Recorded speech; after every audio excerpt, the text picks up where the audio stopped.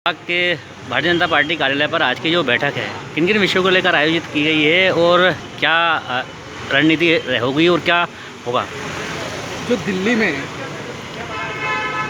किसानों का आंदोलन चल रहा है और उसके आड़ में जो कम्युनिस्ट और राष्ट्र विरोधी ताकतें लगी हुई है उसका पर्दाफाश करने के लिए देश के इतिहास को यदि हम देखें तो आज़ादी के बाद भारत में यदि किसानों की चिंता की तो वह एकमात्र राजनीतिक दल है, वो भारतीय जनता पार्टी ही है। चाहे हमारी अटल जी की सरकार का समय हम देखें तो उस समय भी 0% ब्याज दर पर किसानों को किसान क्रेडिट कार्ड के माध्यम से ऋण देने का काम हो, फसल बीमा दिलाने का काम हो, नदी से नदी जोड़ करके किसानों को सिंचाई की व्यवस्था देने का मामला हो।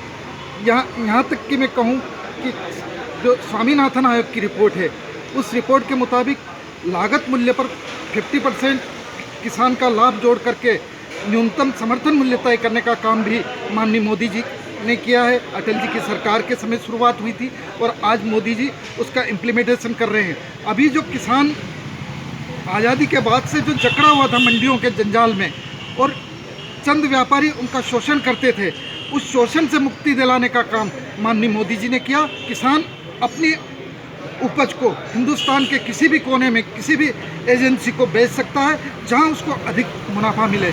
यह आज़ादी दिलाने का काम इन 3 बिलों के माध्यम से हुआ है।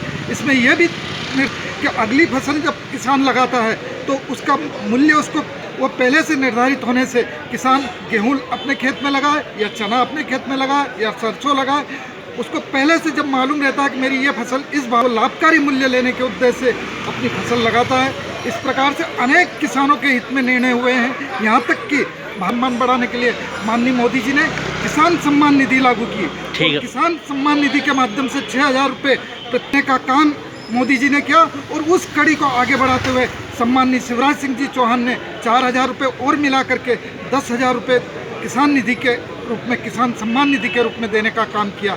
केवल इतना ही नहीं, नर्मदा मैया को मध्य प्रदेश में विशेषकर मालवा अंचल में पाइपलाइन के माध्यम से किसान के एक एक खेत तक पहुंचाने का काम भी यदि किसी ने किया है तो वह माननीय मोदी जी के नेतृत्व में एनडीए की सरकार कर रही है और प्रदेश में शिवराज सिंह जी चौहान उसको धरातल पर उतार रहे हैं। ठीक है सर।